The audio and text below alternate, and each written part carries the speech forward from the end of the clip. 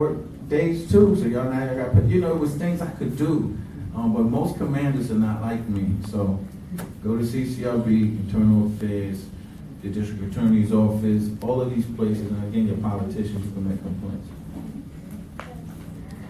If I see an interaction between the police and someone, is it legal for me to videotape it on my cell phone or whatever device I have? Yes, and I encourage that. We all should encourage that since we see what's going on around. Do y'all think that this stuff we catching on film now is new? No. You think it's probably a lot of unarmed black men that's murdered in the last 50 years? Yes. Well, it's on video now, so. And I was a big advocate for video until I saw the Eric Garner case. And to this day, that cop is still on death duty.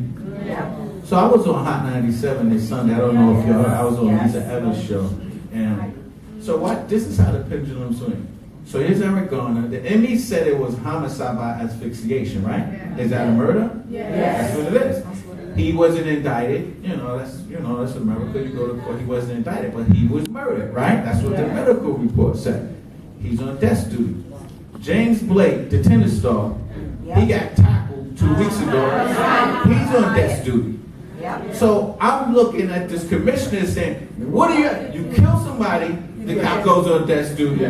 You just tackle somebody to the ground, he goes on death duty. So what does a cop have to do in New York City to get fired, not even fired, how about suspended without pay? Because guess what? Every third of the month, when I gotta pay my mortgage, and I don't have that $5,000-$10,000 a month I was bringing in, guarantee you, attitudes change quick. That's right. They talking about all this training. Come on, we got 2 more minutes. Let's go. One question, and then I'll sum it up.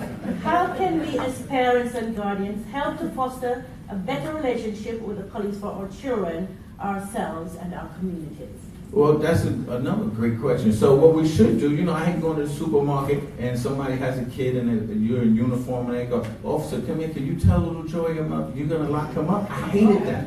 Because now you're telling these kids like we're bad. No, how about bridging that gap between community and police, being involved? We have PALs, we have cops and kids program, you have community council meetings. Anybody know about that community council meeting? Every precinct in the city of New York has a council meeting. Nobody goes. I was at 6'7", I used to get 100-something. Those Caribbean communities, they come out. I was getting 150 people at my meetings.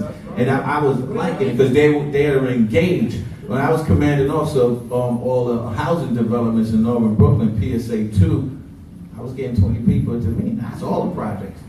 I was getting 25 people at a meeting. I could not believe it. But be involved and let the kids know it's not a bad thing to be a cop. It's not bad, it's just bad to be a bad cop. Yeah.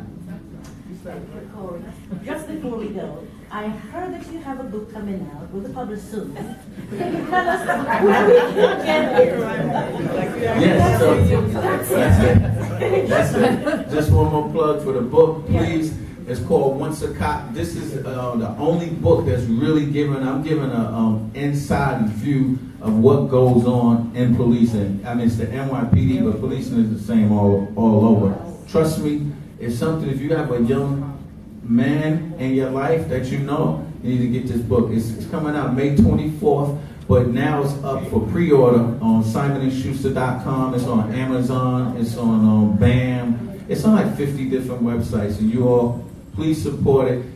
It's not about making the money for me. You don't make money on books. It's like albums. The artists, they make money when they do shows. So I'm not going to make a bunch of money, but I'm going to change a lot of lives. Change a lot.